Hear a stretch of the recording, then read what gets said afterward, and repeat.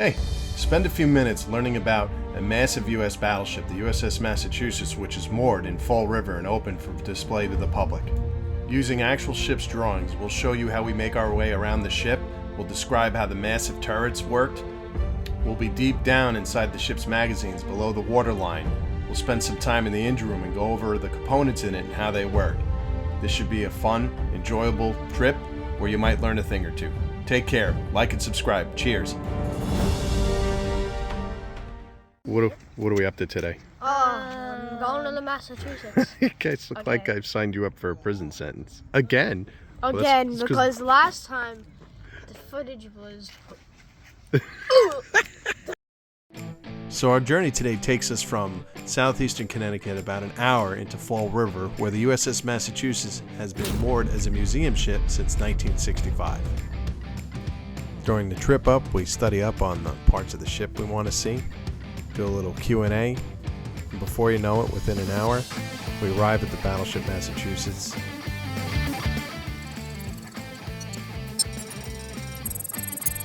There are 3 vessels you can explore at the museum: the USS Massachusetts, Lionfish, and Joseph P. Kennedy. The Lionfish is a World War II submarine. There's also some neat helicopters from Vietnam. This gentleman right here in the green sweater actually flew that UE helicopter during Vietnam.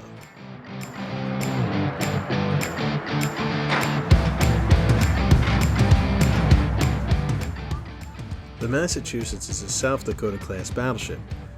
There was 4 of them made. She has 3 other sister ships, the Indiana, Alabama, and the South Dakota. There are only 2 that exist today, USS Alabama and USS Massachusetts here. Now let's make our way forward. The forward main guns is where we'll start our discussion.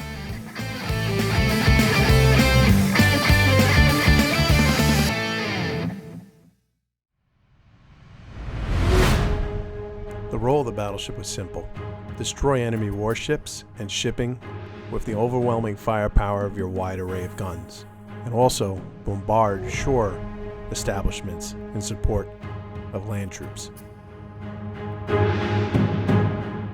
So behind me are the Massachusetts main turrets.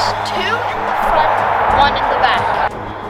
So each of these main turrets had 3 barrels. Each barrel was 60 feet long and fired a AP or HE shell.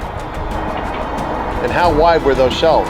16 inches wide. What Emmy was trying to say here is let's find out how these things work, and to do that we need to go deep in the ship. So we finished filming here just forward at number 2 turret, but we had to make our way all the way down to the magazine where the powder charges are stored. We need to make our way down 4 decks, deep inside the armored citadel of the ship.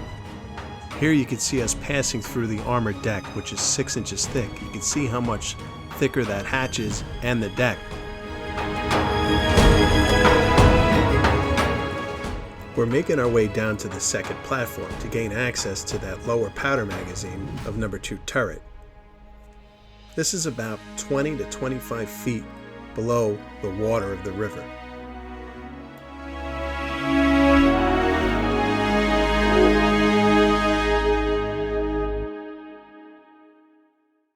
So we are deep inside the Massachusetts hold in one of her powder magazines. In this space, this is where they store the powder bags that go inside the main turrets. Right. So how did they get inside that object behind you? What's that round structure called behind you? So they take a powder bag, they roll it down these rollers, and then they shove it up here. And then by this, they tell the people below in the Barbette that a powder bag is coming. Nice. So then they just put it in there, this thing rolls over, and then somehow the powder bag gets sent down. Now let's make our way inside the armored Barbette. A Barbette is a cylinder with thick steel walls that the turrets are mounted on top of. You can see this here in this construction picture. These areas of the ship are some of the best protected, because here's where the massive 16-inch shells are stored. The sides can be up to 17 inches thick, like in the case of Massachusetts. A hit here would be catastrophic. HMS Invincible experienced this kind of catastrophic hit at the Battle of Jutland. Enemy shell fire penetrates the barbette of this battleship. An intense fire develops, spreading below, cooking off all the shells stored there, blasting the turret off of the ship. Immense pressure and gases develop, destroying the magazine. The loss of HMS Barnum shows us how destructive an event like this can be.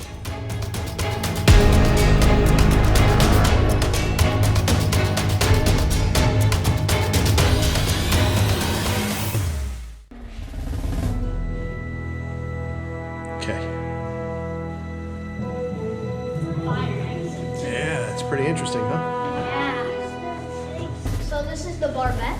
We're now stepping inside the barbette, correct. This is the powder handling room. Here's where sailors would take the powder bags from the passing scuttle, place them in the hoist to be lifted into the turret. Each gun had its own hoist. Now let's see where the 16-inch projectiles are stored.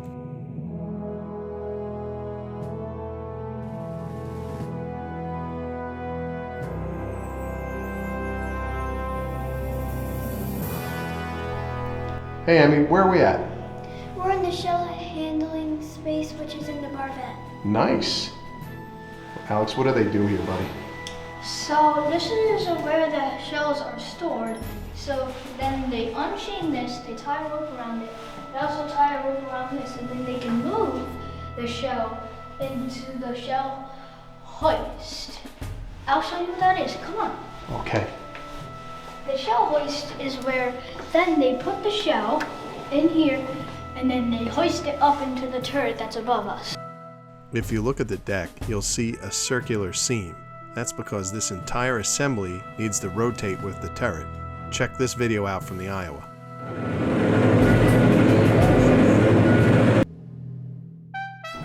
So we are inside one of the guns of the Massachusetts. And you can see there's the open breech right there. There's the powder bags getting loaded behind the shell. That's right. And if you look just a little bit up here, see that door? That's where the powder bags come up in the powder elevator from down inside the barbette where we were earlier, right? So that's part of the journey of how these things work. They come out from there and the crew puts the powder bags on the loading tray and then the rammer pushes them into the barrel.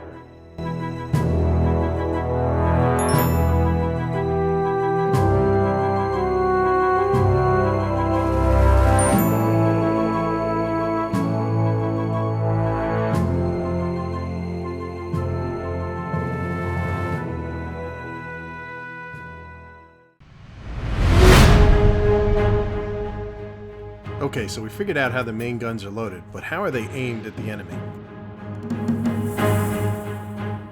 So this is the prodding room. These are all the machines that they use to fire their main turrets and secondary turrets. And if you look right here, Alex, these are the actual, no kidding, triggers for the main guns. See them with the little handles? And then over here, that's the secondary plot room. Yep. Right? Where they have stuff to fire the secondary turrets, just like the main turret plotting room. Nice work. There were numerous stations and sensors responsible for directing the awesome firepower of this battleship. At the very top of the ship were our surface search and air search radars, which detected incoming threats. The main battery directors would get the bearing and the range to enemy contacts for the 16-inch guns. Lastly, the secondary batteries would get bearing and range data for the ship's 5-inch guns. Beneath the protection of the armored deck is the ship's plotting room. As Alex was telling us, this base received the bearing and range data from the directors, which was used to aim the main guns. The command team in the armored conning tower, in coordination with personnel in the Combat Information Center, direct what targets the ship focuses on. Hey Emmy, where are we? We're in the conning station. And what's that behind you? It's the ship's wheel. What do they do here? They control the ship. That's pretty neat. Oh. This quick snapshot from World of Warships gives us an idea of what a salvo from Massachusetts would have looked like. But there are also some pictures that exist that show you what a 16-inch shell impact does to a target. These pictures show the shell damage of the Embark, which was a French battleship that was shelled by the Massachusetts in North Africa. And this is also a piece of the Yamato's armor tested by 16-inch gunfire. The Massachusetts wasn't a stranger to battle damage. Right there is where an 8-inch shell off the coast of North Africa penetrated the bomb deck. It detonated in this berthing space just adjacent to one of the forward turrets, punched through the bomb deck right there. This is an example of the shell that did that damage, and it was defeated by the armored deck right there. There are the gouge marks. Everything that you see in here that has a painted red square around it indicates the battle damage where the shell fragments tore through the space. Fortunately, no one was sleeping in the racks when this happened. The Battleship Massachusetts required a tremendous amount of power to operate. There were 4 engine rooms installed in the ship. Each one had its own propeller shaft that generated 32,500 horsepower. Electricity was also generated in these spaces, so let's exit the plotting room and enter one of these spaces and talk about it.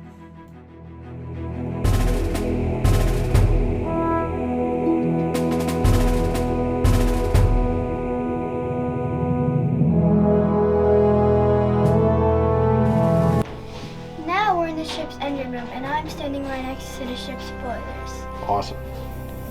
So in this place, the boilers burned oil and to boil water to make high pressure steam. Nice. There's a lot going on in this picture, so let's just take a minute to actually simplify it because it's not too terribly complicated. Each boiler had 8 burners. These are them here.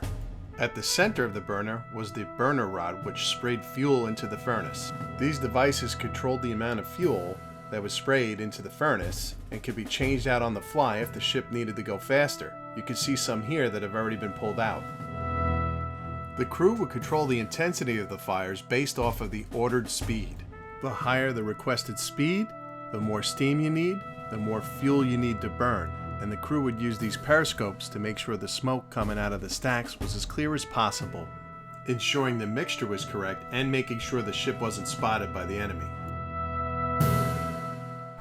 So the steam comes out of the boilers into these pipes above me.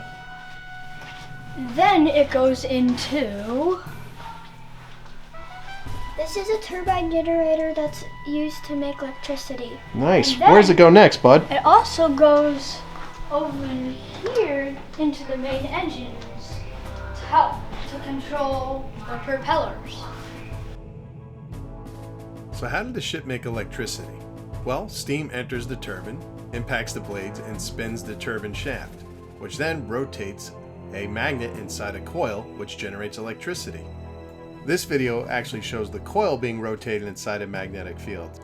In our engine room, the hand wheel is the turbine, and the generator is the magnet and the coil.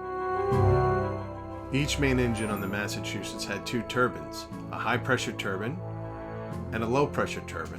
There was enough energy in the steam leaving the high-pressure turbine to be reused in the low-pressure turbine, and that's why it's bigger. Once the steam was all used up by the low-pressure turbine, it was exhausted here into the main condenser, which is right below the main engines. The steam was condensed back into water and reused in the boilers. Both of these steam turbines, as you can see here, were mechanically linked to the massive reduction gears at the back of the engine assembly. Nami, what do we have over here? This is the control panel where the crew controls the engines. Nice work. Then we come around over here, guys, right? And you can see how big this engine assembly is. Her steam turbines. Yeah, and then in the back here, this is really kind of neat. All right, guys, this right here is the ship's reduction gears. And what this does is take very, very fast RPMs from the turbines, which is too fast for the propeller shaft. So you have to slow them Yeah, down. slows it down. You can see. Here's the reduction gears. That's right. You see the gears in here? That's how it's done. And then this is attached to the very beginning of the propeller shaft. And there was 4 of them on this ship. And this drawing shows you exactly what we're looking at, where the reduction gears are mated up with the propeller shaft. And this is how the 4 engine sets were arranged in the bottom of the ship. So all this discussion of firepower and horsepower has made us hungry. We're going to go up one deck from the engine room, take a quick left and check out where the 5-inch shells were handled and stored. We'll then take a journey down Broadway, which is one of the longest paths on the ship. Big bullets. What? What's in here? Oh. Yep, spot on. Big bullets and powder, similar to the main guns. Just a smaller overall arrangement. The kids enjoyed climbing around the 5-inch mounts, especially after they were no longer hangry.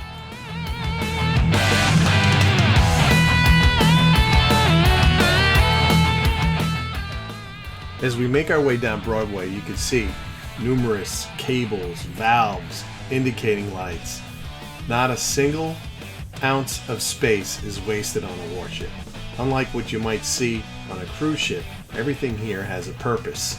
Valves to isolate compartments, cut off ventilation or increase ventilation, the indication of power supplies. It's an immense engineering marvel.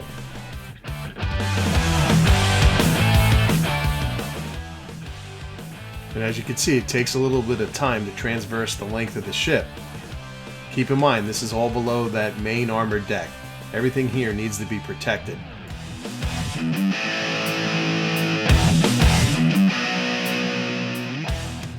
This is an interesting station here. If you could tell what it is, comment.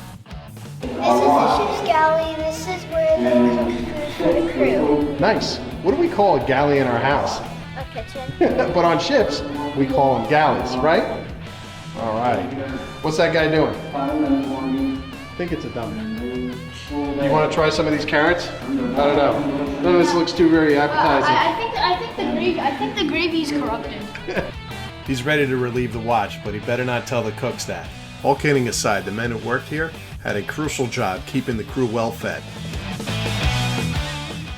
We thoroughly enjoyed exploring the ship and learning about it.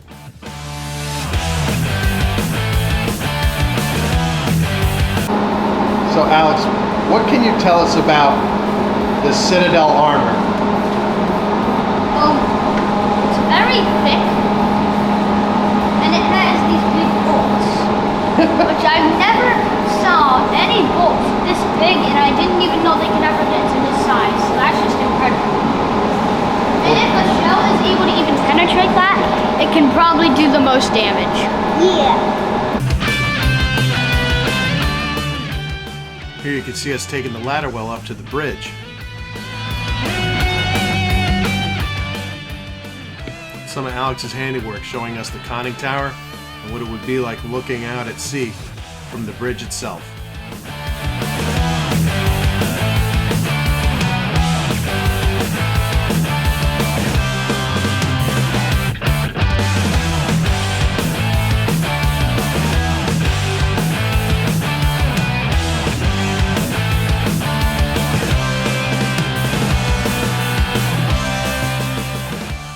If you get the chance to tour one of these ships, there's several throughout the country. It's well worth the time.